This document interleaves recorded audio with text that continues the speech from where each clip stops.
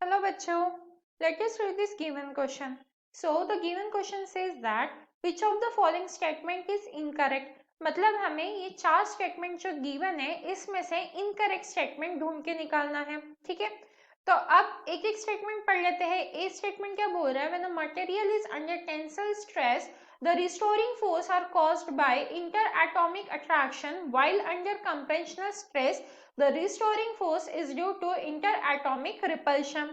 Second statement is the stretching of a coil is determined by its shear modules.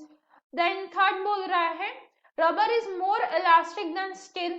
And the fourth statement is shearing stress plays an important role in the buckling of shafts. तो इस तरीके से हमें 4 statement दिए हैं, इनमें से incorrect statement ढूंढ के निकालना है.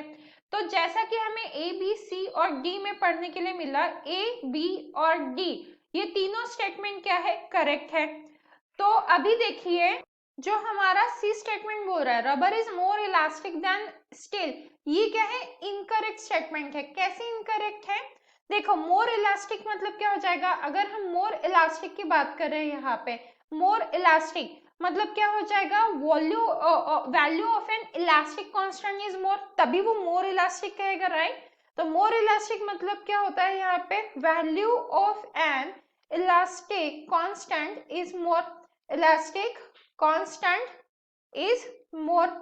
तो अब देखिए अगर इलास्टिक कांस्टेंट मोर की बात चल रही है यहाँ पे, तो जो हमारा स्टील है वो क्या है? ज्यादा बड़ा है उसकी value. Steel have more value, steel की क्या है? वैल्यू मोर है. More value of elastic constant, of elastic constant compare to rubber.